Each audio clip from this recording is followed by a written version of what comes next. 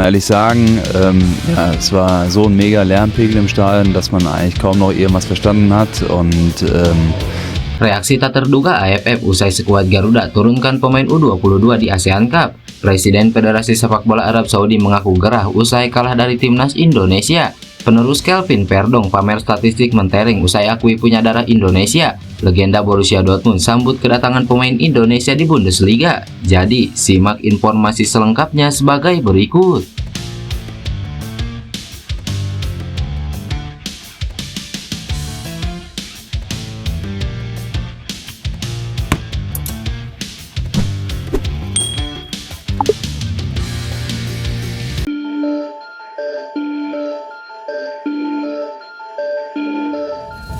Baru-baru ini, Federasi Sepak Bola ASEAN atau AFF menyebut timnas Indonesia sebagai raksasa yang sedang terbangun dari tidurnya jelang bertarung di Piala AFF 2024. Ya, timnas Indonesia datang dengan kepercayaan diri tinggi di Piala AFF 2024 karena menjadi satu-satunya tim ASEAN yang bermain di kualifikasi Piala Dunia. Bukan hanya itu saja, timnas Indonesia baru saja meraih kemenangan saat menghadapi Arab Saudi di Stadion Utama Gelora Bung Karno. Kemenangan ini juga membuat skuad Garuda saat ini berada di peringkat ketiga klasemen sementara grup C dengan koleksi 6 poin dari 6 pertandingan. Meski Indonesia menurunkan mayoritas pemain muda di turnamen 2 tahunan itu, nama-nama senior tetap mendapatkan panggilan dari pelatih Sintayong. Mereka diantaranya Asnawi Mangkualam, Justin Hubner, Marcelino Ferdinand, Ipar Jenner, Pratama Arhan, dan Rafael Struijk. Khusus untuk Rafael Struijk, pemain Brisbane Roar ini baru akan dilepas ke skuad Garuda jika lolos ke babak semifinal atau final. Dengan kehadiran pemain-pemain senior ini, Indonesia diyakini bisa bersaing dengan rival lainnya seperti Thailand, Vietnam, dan Malaysia. AFF sebagai penyelenggara Piala AFF yang kini berubah menjadi ASEAN Cup pun memberikan pujian kepada timnas Indonesia. Menurut AFF, kepercayaan diri supporter Indonesia sedang sangat tinggi usai timnas Indonesia menang melawan Arab Saudi. AFF pun menyebut bahwa sepak bola Indonesia saat ini sedang dalam perkembangan yang sangat luar biasa sejak beberapa tahun terakhir.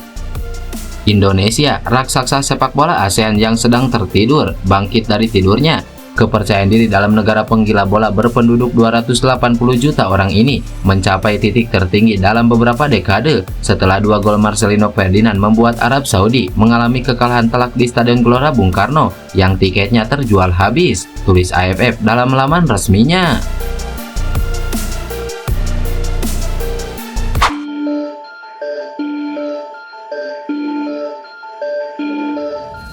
Presiden Asosiasi Sepak Bola Arab Saudi Yusuf Al-Misehal gerah usai kalah dari timnas Indonesia di ajang kualifikasi Piala Dunia.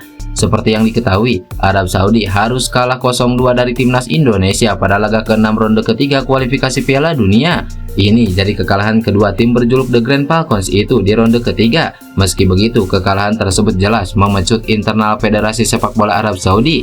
Pasalnya, kekalahan lawan timnas Indonesia jadi yang pertama sepanjang sejarah. Selain itu, Arab Saudi harus kalah meski memiliki peringkat jauh lebih tinggi dari timnas Indonesia.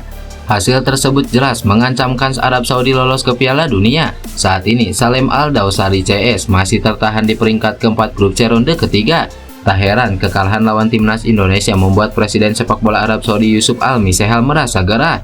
Pihaknya mengaku timnya tetap harus realistis dengan peluang ke Piala Dunia. Pasalnya, selisih poin dari grup C memang sangat ketat. Arab Saudi diminta untuk terus tancap gas di 4 laga tersisa. Kami tidak puas dengan situasi tim nasional saat ini, tetapi kami harus realistis. Karena hanya ada 1 poin antara kami dan posisi kedua, dan kami memiliki 4 pertandingan tersisa, peluang kami masih ada.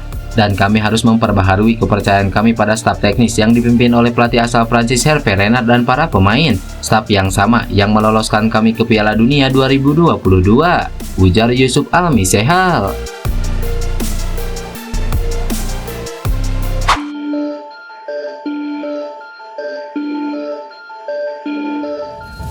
Timnas Indonesia dipastikan memilih Stadion Manahan Solo sebagai markas saat menjalani pertandingan kandang di fase grup Piala AFF 2024. Keputusan ini diambil oleh PSSI dengan mempertimbangkan sejumlah faktor, termasuk menjaga Stadion Utama Gelora Bung Karno agar dalam kondisi terbaik sekaligus untuk berbenah diri. Di Piala AFF 2024, timnas Indonesia tergabung dalam grup B bersama Vietnam, Myanmar, Filipina, dan Laos. Pertandingan di fase grup akan menggunakan single rubin, artinya setiap tim akan berhadapan dengan satu sama lain. Kemudian, setiap tim akan mendapatkan kesempatan bermain kandang 2 kali dan bermain tandang 2 kali. Indonesia sendiri akan menjamu Filipina dan Laos. Kemudian, skuad Garuda akan bertandang ke markas Myanmar dan juga Vietnam. Melawan Laos dan Filipina di Stadion Manahan, SUGBK dalam perbaikan untuk persiapan laga kandang bulan Maret, singkat manajer Timnas Indonesia Pak Sumarji.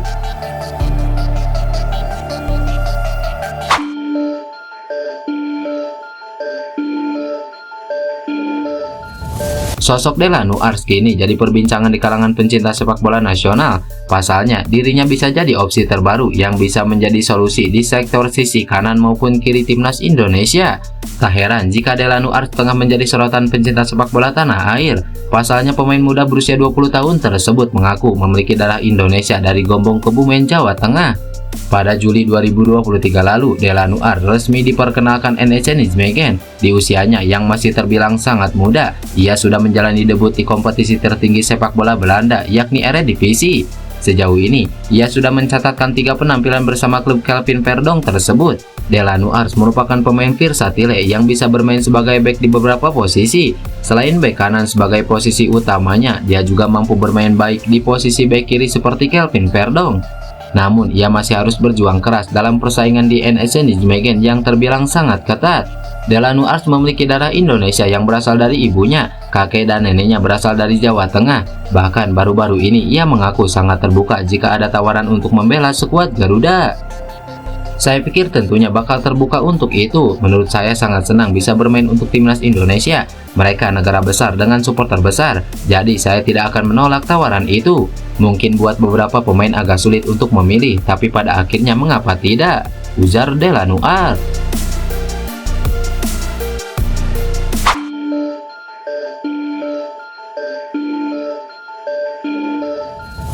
Kesuksesan timnas Indonesia saat ini nyatanya menarik perhatian banyak pihak. Para pemain timnas Indonesia kini mulai mendapatkan perhatian sepak bola internasional. Terbaru ada legenda sepak bola asal Jerman Roman Weidenfeller yang mengaku terpikat akan talenta-talenta yang dimiliki Indonesia. Dia pun secara mengejutkan sangat menanti kedatangan pemain-pemain sepak bola Indonesia di Bundesliga. Menurutnya tanah air memiliki sejumlah pesepak bola yang bagus.